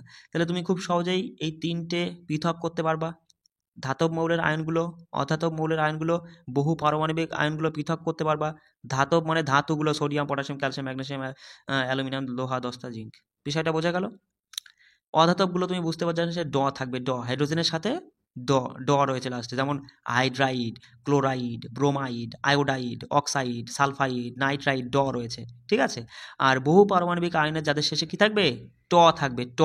আর এই দুটো শুধু আমরা মাথায় রাখবো, অ্যামোনিয়াম আর হাইড্রোক্সাইড, এই দুটো হচ্ছে বহু পারমাণবিক আয়ন। তার সাথে যাদের শেষে ট রয়েছে, নাইট্রেট, কার্বনেট, ঠিক আছে, hydrogen carbonate, carbonate, sulphide, phosphate, sulphate, ঠিক আছে, এগুলো দেখে নিও। রাসায়নিক সংকেত লিখতে গেলে আমাদের কি কি মাথায় রাখতে হবে দাদা? যে আয়নের যোজ্যতা বা আধানের সমতা বিধান করতে হবে। ধাতু এবং অধাতুর সমন্বয়ে গঠিত যৌগের ক্ষেত্রে সংকেত লেখার সময় ধাতব চিহ্নকে আগে লিখতে হবে। তার সাথে আরেকটা জিনিস তুমি মাথায় রাখবা, যে বহু পারমাণবিক আয়ন নিয়ে গঠিত যৌগগুলোর সংকেত লেখার সময় বহু পারমাণবিক আয়নের সংকেতটি বন্ধনীর মধ্যে লিখে বন্ধনীর বাইরে উপস্থিত আয়নের সংখ্যাটি লিখতে হবে। যেমন ম্যাগনেসিয়াম হাইড্রোক্সাইডের জন্য দেখো, ম্যাগনেসিয়াম হাইড্রোক্সাইড OH2, এখানে তার মানে OH2 মানে কি, হোল টু, তার মানে এই টুটা কি বোঝায়, এই টুটা বোঝায় যে এখানে ও দুটো রয়েছে, এইচও দুটো রয়েছে। বিষয়টা বুঝতে পারছো? সেই জন্য দুটোকে একসঙ্গে ব্র্যাকেটের মধ্যে রেখে বাইরে তোমার এই টু বসাতে হবে, ঠিক আছে? সিম্পল ব্যাপার, এই দুটো মাথায় রাখবা। আচ্ছা চলে আসি, দেখো সরল যৌগিক সংকেত, এই সংকেতগুলো তুমি একটু পড়ে, এখানে তেমন কিছু ইম্পর্টেন্ট তথ্য নেই, তুমি জাস্ট এই সংকেতগুলো মাথায় রাখবা, যে hydrogen chloride HCl, hydrogen sulphide, hydrogen সালফাইডের সংকেত দেখো H2S নিচেই দেওয়া আছে, ঠিক আছে? আমি সব মার্কিং করে দেবো, অসুবিধা নেই, যে পিডিএফটা তোমাদের দেবো সেখানে সব মার্কিং করে দেবো, যেগুলো ইম্পর্টেন্ট, যে সংকেতগুলো তোমাকে মাথায় রাখতে হবে, অ্যামোনিয়াম অক্সাইড, ক্যালসিয়াম অক্সাইড, সেগুলো আমি মার্কিং করে দেবো, সেগুলো তুমি করে নিবা, ঠিক আছে? এগুলো কিন্তু পড়ে নিতে হবে। চলে আসি দেখো আণবিক ভর, এটা গুরুত্বপূর্ণ তথ্য। আণবিক ভর কি করে বার করব? কিচ্ছু না দাদা, আণবিক ভর বার করতে গেলে ওই দেখো আমরা পড়েই নিয়েছি যে পদার্থের একটি অণুতে উপস্থিত সব পরমাণুর পারমাণবিক ভরের সমষ্টি হলো পদার্থের আণবিক ভর। আণবিক ভর বার করতে গেলে কিছুই না, ওই একটি যৌগ বলো বা মৌল বলো বা একটি পদার্থ যা বা যে যৌগটার মধ্যে যে মৌলগুলো রয়েছে তাদের মোট পরমাণুর যে ভর সেটাই হচ্ছে আণবিক ভর। আমার কথাটা বুঝতে পারলে? আণবিক ভর কি দাদা? আণবিক ভর হচ্ছে একটা যৌগ জল H2O। এই যে যৌগটার মধ্যে এর মধ্যে যতগুলো পরমাণু রয়েছে সেই সমস্ত পরমাণুর যে ভর সেই ভরগুলো যোগ করলে পরে পরমাণুর ভর মানে কি পারমাণবিক ভর যোগ করলে পরেই আমরা আপেক্ষিক আণবিক ভর পেয়ে যাব। সঙ্গে সঙ্গে তুমি বলবা দা জলের মধ্যে আমরা দেখতে পাই কি কি মৌল রয়েছে? হাইড্রোজেন আর অক্সিজেন। হাইড্রোজেন দুটো, অক্সিজেন একটা। অক্সিজেন একটা। হাইড্রোজেনের পারমাণবিক ভর হচ্ছে কত? সঙ্গে সঙ্গে বলবো দাদা হাইড্রোজেনের পারমাণবিক ভর তো এক, কিন্তু আছে দুখানা পরমাণু, তাহলে 1 আর 2 গুণ করে 2 অক্ষে 2, তার মানে H2 এর মান 2 অক্ষে নিচে লিখতে পারলে ভালো হতো, আমি এখানে লিখছি 2 অক্ষে 2 যোগ অক্সিজেন আছে দাদা একটা, আর একটা অক্সিজেনের পারমাণবিক ভর হচ্ছে 16, তাহলে 16 অক্ষে 16, তাহলে এই 16 আর 2 যোগ করলে 16 আর 2 18। এই আমরা বার করে ফেললাম যে জলের আপেক্ষিক আণবিক ভর কত। কিচ্ছু না, শুধু পারমাণবিক ভরগুলো তোমার অবশ্যই মাথায় রাখতে হবে। যেমন এখানে তুমি দেখো, যেমন HNO3 দেখো, HNO3 সঙ্গে সঙ্গে বলবা কি কি আছে? H আছে, N আছে আর O3 আছে, 3খানা O আছে। দাদা আমরা জানি H এর মানে হাইড্রোজেনের পারমাণবিক ভর হচ্ছে 1, আছে একখানা, তাই 1 গুণ 1 যোগ সবগুলো যোগ। আমি কি বললাম? আপেক্ষিক আণবিক ভর মানে এই যৌগটার মধ্যে যতগুলো পরমাণু রয়েছে তাদের সব পরমাণুগুলোর পারমাণবিক ভরের যোগফলই হচ্ছে আণবিক ভর। N মানে কি? সঙ্গে সঙ্গে বলবো দাদা N মানে হচ্ছে নাইট্রোজেন। বলো নাইট্রোজেনের হচ্ছে পারমাণবিক ভর কত? 14, আর আছে একখানা, তাই 14কে 14 যোগ অক্সিজেনের পারমাণবিক ভর কত? সঙ্গে সঙ্গে বলবো অক্সিজেন হচ্ছে 16 আছে কত? 3টে আছে, 3 16 48, তাহলে এদিকে 48 যোগ 14 যোগ 1 অক্ষে 1, দেখো এগুলো সব যোগ করো। 8 আচ্ছা 12 আর কে 13 3 4 5 6 63 হচ্ছে। 63 কি? 63 ইউ লিখতে হবে, মাথায় রাখবা। পারমাণবিক ভরের যে এককটা সেটাই কিন্তু এখানে ব্যবহার করবা, 63 ইউ। বোঝা গেল? আশা করি এই টাইপের কোশ্চেন আসলে তুমি একদম উড়িয়ে দিবা। হ্যাঁ তাই না? সাংকেতিক ভরের এককও এই একইভাবে বার করতে হয়। দেখো এই যে আণবিক ভরের একক আর সংকেত ভর একক দুটোর ক্ষেত্রে একই সিস্টেম, কিছুই না, শুধু এই মোট পারমাণবিক ভরের সংখ্যার যোগফল আর কি। যেমন NaCl এর সংকেত ভর যদি বলে কি হবে? তুমি তো জানো সোডিয়ামের হচ্ছে দাদা 23, একখানা। NaCl এর মধ্যে কি আছে? NaCl এই যৌগটার মধ্যে Na, সোডিয়াম আছে 1 পিস, একটা পরমাণু, আর Cl ক্লোরিন আছে একটা পরমাণু, তাই না? আর সোডিয়ামের পারমাণবিক ভর হচ্ছে কত দাদা? 23, আর ক্লোরিনের পারমাণবিক ভর 35.5। 1 মিনিট 35.5, ব্যাস যোগ করো। 23 অক্ষে 23 আর 35 অক্ষে 35.5, 23 আর 35 যোগ করে তোমার এই 58.5 হচ্ছে, মানে 58.5 ইউ, 5 ইউ হবে। সিম্পল ব্যাপার। দেখো Cl2 মানে ক্যালসিয়াম ক্লোরাইড। তা ক্যালসিয়াম ক্লোরাইড সঙ্গে সঙ্গে তুমি কি বলবো? ক্যালসিয়াম হচ্ছে কত? ক্যালসিয়াম হচ্ছে 40, আছে একখানা, 40 অক্ষে 40 মানে 40 যোগ ক্লোরিন হচ্ছে কত? ক্লোরিন হচ্ছে কত? ক্লোরিন আমরা জানি হচ্ছে 35.5, দুখানা আছে, 35 দুগুণি 71, ব্যাস 71 আর 40 যোগ করলে 111, 111 ইউ হয়ে গেল। কয়েক সেকেন্ডের মধ্যে সমাধান করতে পারবা। এখান থেকে কিন্তু তোমাদের কাজ রইল এই আপেক্ষিক আণবিক ভর সাংকেতিক ভর দুটোই একই সিস্টেমে বার করা যায়, এগুলো কিন্তু অবশ্যই তোমরা নিজেরা করবা, করে আমাকে দেখাবা। ঠিক আছে? দেখাবা কিন্তু। আর এইগুলো দেখো, এই যে জিঙ্কের হচ্ছে পারমাণবিক ভর, এটা কিন্তু তুমি এই ছকের মধ্যে পাবা না, এটা কিন্তু মাথায় রাখবা। তাছাড়া এগুলো ওখানে দেওয়া আছে, ঠিক আছে? এটাও মাথায় রাখবা। ক্যালসিয়াম, ঠিক আছে? আর হচ্ছে কার্বন, অক্সিজেন, এগুলো মাথায় রাখবে। এটা পটাশিয়াম, সরি ক্যালসিয়াম বলে ফেলেছি, এগুলো দেখে নিও। চলে আসি দেখো এবার, আর এখানে নিচে তেমন কিছু নেই। আচ্ছা মোলের ধারণা দেখো, মোল বিষয়টা কি? মোল হচ্ছে একটা ইউনিট, একটা একক। মোল কি? একটা ইউনিট, একটা একক দাদা। মোল হচ্ছে একটা ইউনিট, একটা একক।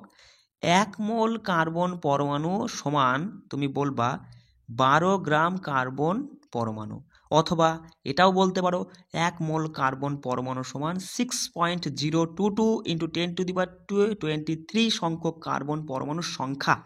কার্বনের পরমাণুর সংখ্যা। দেখো এই যে মোলটা না, মোল একটা ইউনিটকে বোঝায়, মানে মোল, এই বিষয়টা আমি পরে আসছি, অনেকে বুঝতে পারছো না। এখানে চলে আসি, এইখানে দেখো, এই তথ্যটা মাথায় রাখবে।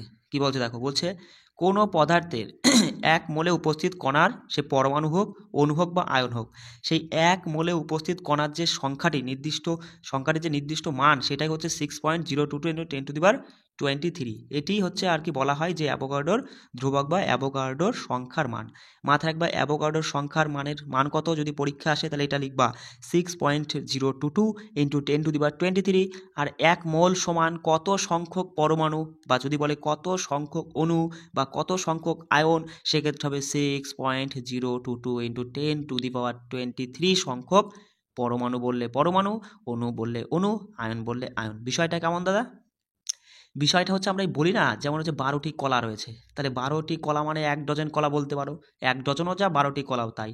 সংখ্যায় 12টি, ডজনে 1টি।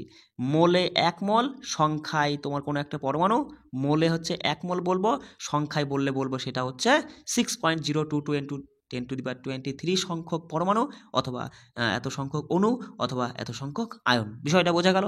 1 গ্রোস সমান হচ্ছে 144টি। এটা একটু মাথায় রেখে দিও, এটা দিয়েই দিতে পারে যে 1 গ্রোস কলা সমান কয়টি কলা, ঠিক আছে? 144টি কলা।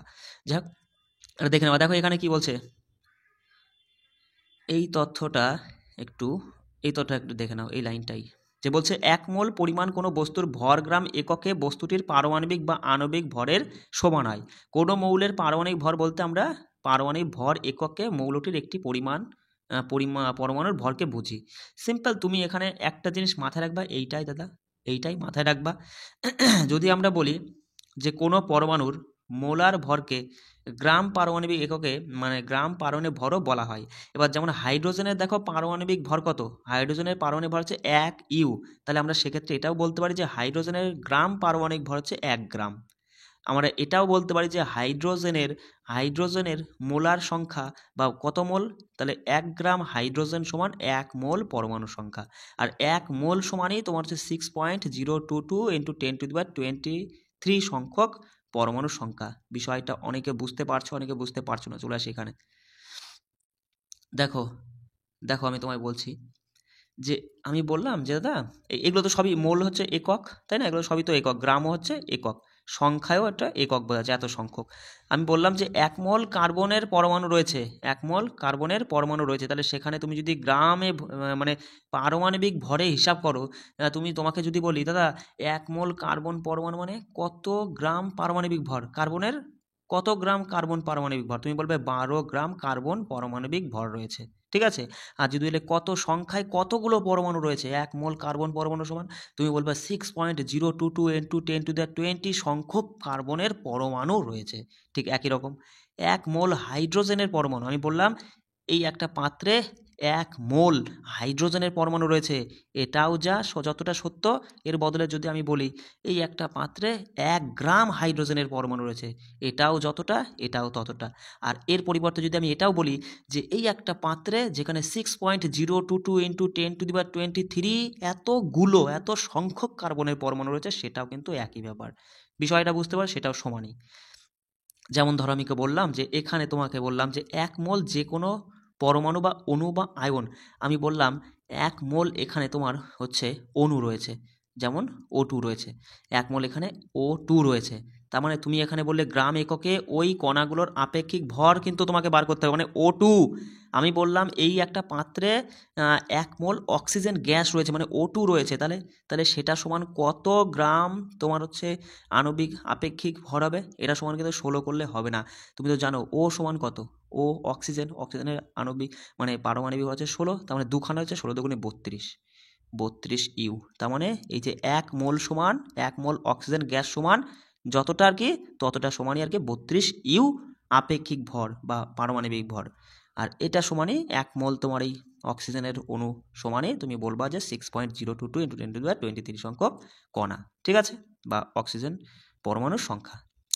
ঠিক একই রকম আমি তোমাকে বললাম এখানে দেখো, আমি তোমাকে বললাম 1 মোল অণু আমি তোমাকে যৌগ দিয়ে বোঝাই। এবার যেমন যৌগ হিসাবে বললাম H2O জল, তাহলে H2O 1 মোল অণু, বা তুমি বলছো যে 1 মোল এই যৌগটা, এটা সমানই তুমি সংখ্যায় বলতে পারো যে 6.022 ইন্টু 10⁻20 সংখ্যক অণু, অথবা গ্রাম এককে আণবিক ভর হিসাবে তুমি বলতে পারো দাদা যে অক্সিজেনের মধ্যে কি থাকছে, হাইড্রোজেন, মানে জলের মধ্যে হাইড্রোজেন আর অক্সিজেন রয়েছে, এটা দুটো, এটা একটা, তার মানে এদিকে হচ্ছে তোমার আর পারমাণবিক ভর তো 1 গুণ 2 যোগ একটা আছে 16, 16 আর 2 18, তার মানে 18 ইউও যা, তোমার সেখানে 1 মোল অণু অক্সিজেনের মানে জলের অণুও তাই।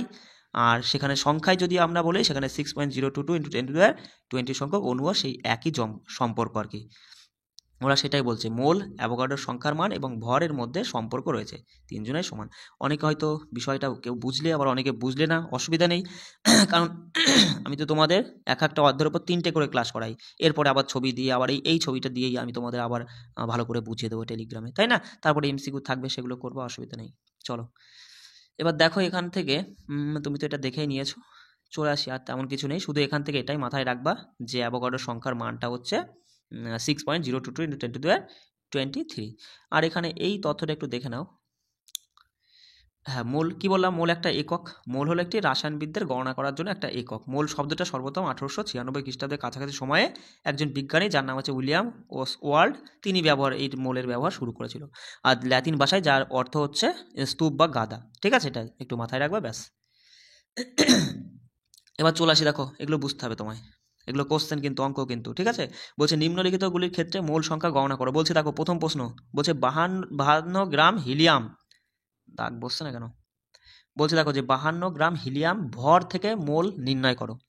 52 গ্রাম হিলিয়ামের ভর থেকে তোমার কি বার করতে বলেছে, ভরের থেকে মোলে যেতে বলেছে।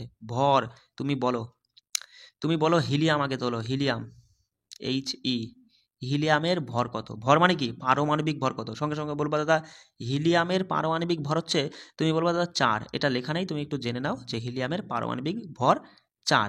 তাহলে তুমি এখানে এটা বলতে পারো যে 4 ভর মানে পারমাণবিক ভর হিলিয়াম সমানই আমরা 1 মোল বলবো। কি বলবো? 1 মোল বলবো।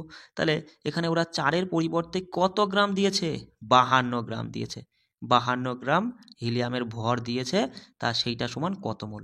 তুমি আমায় বলো বলো বলো 4 গ্রাম হিলিয়ামের ভর সমান যদি 1 মোল হয়, আমরা তো জানি, আমরা তো কি জানি, আমরা জানি ওই যে সম্পর্কটা কিন্তু ভালো করে দেখে নিয়েছো তোমরা, যে 1 মোল সমানই হচ্ছে সংখ্যায় 6.022 × 10⁻23 সংখ্যক হচ্ছে তোমার কি অতগুলো পরমাণু। আর 1 মোল সমানই তোমার হচ্ছে যদি পারমাণবিক ভর বলে, তাহলে সেই যে মৌলটা আর পারমাণবিক ভর বলছে তার যে পারমাণবিক ভর সেইটাই হবে 1 মোলের সমান, তাই না? বাস, তাহলে তুমি সঙ্গে বলবা 4 থেকে 52 হলো 13 গুণ করে, 1 থেকে তাহলে কত গুণ করে এটা আসবে? 13 গুণ করে তুমি বলবা 13 কি হবে, 13 মোল হবে। তাহলে 52 গ্রাম হিলিয়াম সমান 13 মোল। দেখো ওরা নিচে করে দিয়েছে, দেখো এটা সূত্রপুত্র দিয়ে করে দিয়েছে, এগুলো তোমার অতটা মাথায় রাখার কোনো যুক্তি নেই, তুমি জাস্ট কনসেপ্টের উপরে যাও। দেখো বলছে এত সংখ্যক হিলিয়ামের পরমাণু, সেটা পরমাণুর সংখ্যা থেকে মোলে যেতে বলেছে। তাহলে আমরা কি জানি, আমরা জানি কি, আমরা এই সম্পর্কটা তো জানি যে হচ্ছে 6.022 × 10⁻23 এতগুলো হিলিয়ামের পরমাণুর সংখ্যা সমান 1খানা মোল। 1খানা, লেখাটা দেখতে পাচ্ছ তো, 1খানা মোল। তাহলে এখানে তুমি বলো, তাহলে ওরা এখানে হিলিয়ামের পরমাণু সংখ্যা এটা দিয়েছে, মানে এর দ্বিগুণ দিয়েছে। কত গুণ? দ্বিগুণ দিয়ে। তাহলে তুমি 1 মোলের দ্বিগুণ করে দাও, জাস্ট 2 গুণ করে বলবা 2 মোল। এটা সমান এত সংখ্যক পরমাণু, এত সংখ্যক আর কি হিলিয়ামের পরমাণু সমান 2 মোল, তাই না? বিষয়টা বুঝতে হবে। দেখো ওটা অ্যান্সার কি নিয়েছে, 2 মোল নিয়েছে। এইগুলো কিন্তু খুব সহজ জিনিস, শুধু তোমাকে একটু বুঝতে হবে। একটু বুঝে যদি একটু ওই ছকটা যদি একটু ভালো করে বুঝে নাও, অসুবিধা নেই। না বুঝলে আমি পরবর্তী ক্লাস তো আনছি। যেমন এখানে দেখো, এখানে বলছে 0.5 মোল N2 গ্যাস, এটা অণুর মোল থেকে আমাদের ভরে যেতে হবে। অণুর মোল, এটা কি, এটা হচ্ছে তোমার মাথায় রাখবা, এই যে N2, এটা কি নাইট্রোজেন গ্যাস। আর N2 মানে কত? সঙ্গে সঙ্গে তুমি বলবা দাদা N মানে তো N এর পারমাণবিক ভর কত? N এর পারমাণবিক ভর হচ্ছে, তুমি বলবা দাদা আচ্ছা পারমাণবিক ভরে যাব আমরা অণুর মোল থেকে। আমরা জানি 1 মোল সমান N2 এর ক্ষেত্রে কত হবে, N2 এর ভর কত হবে? সঙ্গে সঙ্গে বলবা N মানে তো দাদা 16, N মানে 16 আর N2 মানে 32। তাহলে 1 মোল সমান 32 ভর, 32 ইউ মানে পারমাণবিক ভর। তাহলে হাফ মোল, এখানে ওরা প্রশ্নে দিয়েছে হাফ মোল, 0.5 আর কি। তাহলে হাফ মোল সমান 32-এর অর্ধেক হয়ে যাবে, 32-এর অর্ধেক কি হয়ে যাবে, 16 হয়ে যাবে, তাই না? তাহলে দেখো 16ই উত্তর হবে, আছে নাকি? তাই দেখো 16 উত্তর হয়নি কেন? আহা, আমি একটু ভুল বলেছি এখানে, কারণ নাইট্রোজেনের পারমাণবিক ভর হচ্ছে 16 নয়, নাইট্রোজেনের পারমাণবিক হচ্ছে 14। নাইট্রোজেনের N সমান N এর পারমাণবিক ভর দেখে নিও, একটু ভুল বলে ফেলেছি, 14, ঠিক আছে। তাহলে নাইট্রোজেনের পারমাণবিক ভর 14, তাহলে N2 মানে কি, 14 দুগুণে 28, 28 ইউ সমানই তুমি বলবা দাদা 1 মোল। তাহলে এখানে হাফ মোলের কথা বলেছে, তাহলে 1 এর অর্ধেক হাফ, তাহলে 28 এর অর্ধেক 14, 14 ইউ হয়ে যাবে সঠিক উত্তর। বিষয়টা বোঝা গেল? দেখো 14 অ্যান্সার নিয়েছে তো ওরা। কত নম্বর প্রশ্ন ছিল? 1 নম্বরের প্রশ্ন। দেখো এই যে 14 গ্রাম নিয়েছে, ঠিক আছে? এখানে ওরা এই সূত্রগুলো বলছে মাথায় রাখো, কিন্তু মাথায় রাখার দরকার নেই, তুমি কনসেপ্ট বুঝতে পারলেই হবে। যেমন দেখো ওরা বলছে 0.5 মোল নাইট্রোজেনের পরমাণু, এখানে অণু বলিনি, এখানে পরমাণু বলেছে। নাইট্রোজেনের একটা পরমাণুর ভর কত? তুমি সঙ্গে সঙ্গে বলবো নাইট্রোজেনের একটা পরমাণুর ভর হচ্ছে 14, আর সেটা হচ্ছে ওরা বলছে 0.5 মোল, 0.5 মোল। তাহলে আমরা তো জানি যে একটা নাইট্রোজেন পরমাণুর ভর সমানই 1 মোল হয়, 1 মোল হয়। তাহলে 0.5 মোল সমান আমরা বলবো যে তাহলে ভরটা কি অর্ধেক হয়ে যাবে, কারণ 1 এর অর্ধেক হাফ, তাহলে 14 অর্ধেক 7, 7 ইউ হয়ে যাবে। বিষয়টা বোঝাতে পারছি কি? বোঝাতে পারছি? দেখো সংখ্যায় দেখো, এত সংখ্যক নাইট্রোজেনের পরমাণু সংখ্যা থেকে ভর। তাহলে আমরা কি জানি? নাইট্রোজেনের পরমাণুর কথা বলেছে, এখানে অণু নয়, নাইট্রোজেনের পরমাণু। তাহলে একখানা নাইট্রোজেন পরমাণুর ভর কত? তুমি সঙ্গে সঙ্গে বলবে দাদা 14, বেশ। আর একখানা নাইট্রোজেন পরমাণুর ভর যেটা, সেটা সমানই আমরা বলি 1 মোল, 1 মোল। আর সেটা সমানই আমরা সংখ্যায় বলি 6.022 ইন্টু 10⁻23 সংখ্যক এত কি, এতগুলো নাইট্রোজেনের পরমাণুর সংখ্যা, তাই না? এবার ওরা এটা দিয়েছে, এটা থেকে আমাদের যেতে বলছে কিসে? ভরে যেতে বলছে। তাহলে তুমি সঙ্গে সঙ্গে বলবে যে 3.011, এটা হচ্ছে কি এই যে 6.02 এর অর্ধেক, মানে মানে কি, মানে হচ্ছে এটাকে তোমার হচ্ছে কি 2 গুণ করে নাই, সরি, মানে এইটা থেকে এটা গিয়েছে, মানে এর অর্ধেক অর্ধেক গিয়েছে। তাহলে তাহলে আমাদের এটা সংখ্যার ভর যেটা পাবো, তাহলে এর অর্ধেক পাবো আর কি, মানে 2 দিয়ে ভাগ করে আমরা বলবো 7 হবে। আমি হয়তো তোমাকে বোঝাতে পারছি, মানে লেখাটা ভালো বসছে না, যাই হোক। দেখো সেইগুলোই আর কি ওরা এখানে করিয়ে দিয়েছে। দেখো এখানে অ্যান্সার কি নিচ্ছে? 7 গ্রাম, যেটা বললাম 3-এরটা। এইভাবে এই অঙ্কগুলো তোমাদের বাড়ির কাজ থাকবে, একই অঙ্ক। এই যে এই 1টা 2টো 3টে, এই 3টে করবা, এই 3টে করবা, এই 3টে করে কিন্তু আমাকে দেখাবা, ঠিক আছে? আর এখানে এই প্রশ্নটা আমি একটু করিয়ে দিই, এটা গুরুত্বপূর্ণ প্রশ্ন। যে 1 মোল কার্বন পরমাণুর ভর 12 গ্রাম হলে পরে একটি কার্বন পরমাণুর ভর কত? সিম্পল, কিচ্ছু না। 1 মোল যদি সমান তোমার 12 হয়, তাহলে তোমার বলছে একটি সমান কত, অর্থাৎ সংখ্যায় কত। তাহলে সংখ্যায় বার করতে গেলে দেখো ওই যে তুমি করে নিয়েছো যে হচ্ছে একটা কার্বনের পরমাণুর হচ্ছে সংখ্যায় কত, 6.022 ইন্টু 10⁻23 সংখ্যায় এত, যা সেটা 1 মোলের সমান, আর সেইটাই ভরে গেলে 12 ইউ ভরের সমান। 3টে জিনিসই একই, শুধু এটা সংখ্যায় কতগুলো সংখ্যা আছে, কতগুলো পরমাণু আছে সেটা বলছি, কত মোল আছে এটা মোলে বার করলাম, আর এটা মানে আমরা ভরে বার করলাম কত গ্রাম রয়েছে, তাই না? এবার যদি বলছে যে 1 মোল সমান যদি 12 গ্রাম হয়, তাহলে সেটা তাহলে হচ্ছে একটি কার্বন পরমাণু, মানে এখানে তাহলে সংখ্যায় কত? সংখ্যায় হবে তোমার এতগুলো কার্বন পরমাণু, কিন্তু ওরা বলছে একটি কার্বন পরমাণু ভর, একটি বার করতে পারছে। তাহলে তুমি সঙ্গে সঙ্গে বলবা এত সমান যদি 12 হয়, 1 সমান কত? 12 বাই, লেখা বসছে না কেন, 12 বাই তোমার এই যে 6.022 ইন্টু 10⁻23, এটাকেই তোমার হচ্ছে যদি আমরা একটু ক্যালকুলেশন করি না, এটাকে ক্যালকুলেশন করলে তুমি ডাইরেক্ট এখানে অ্যান্সার মাথায় রাখবা, এটাকে ক্যালকুলেশন করলে দেখবা আসবে অ্যান্সারটা 1.993 ইন্টু 10⁻23, এটাই আসবে, ঠিক আছে? অ্যান্সারটা তুমি এখানে মাথায় রেখো, কেমন? আচ্ছা চলো এরপরে দেখো, আর কিছু তোমাদের তেমন কিছু নেই, যাই হোক। তোমাদের মোটামুটি অধ্যায়টা আমি একটু হয়তো বোঝাতে পারলাম, 50% হয়তো অনেকে বুঝেছো, এটা গুরুত্বপূর্ণ পয়েন্ট। যারা এই ছকটা ভালো বুঝতে পারোনি, তারা কিন্তু এই অঙ্কগুলো একটাও করতে পারবে না, মানে কি বলবো, এই যে এই অঙ্কগুলো একটাও কিন্তু করতে পারবে না। তোমাকে কিন্তু এই ছকটা বুঝতে হবে, হয়তো কেউ 20% এই ছকটা বুঝেছো, বাকিটা বোঝোনি, অসুবিধা নেই। এরপরে আমি একটু বেশি করে সময় নেব, এবং বেশি করে সময় নিয়ে তোমাদের ওই এরপরে যে ক্লাসটা করাবো, এই অধ্যায়টা আরেকবার তো আমি রিভিশন করাবো, যেখানে আমি ইম্পর্টেন্ট পয়েন্টগুলো তুলবো। এটাও হয়তো অনেকে বুঝতে পাওনি, সেগুলো কিন্তু আমি আরও ভালো করে বুঝিয়ে দেবো, অসুবিধা নেই। তারপরে এমসিকিউ থাকবে, সবাই ভালো করে পড়বে, কোনো সমস্যা হলে আমার সঙ্গে যোগাযোগ করবে, কেমন? রাখছি, জয় হিন্দ।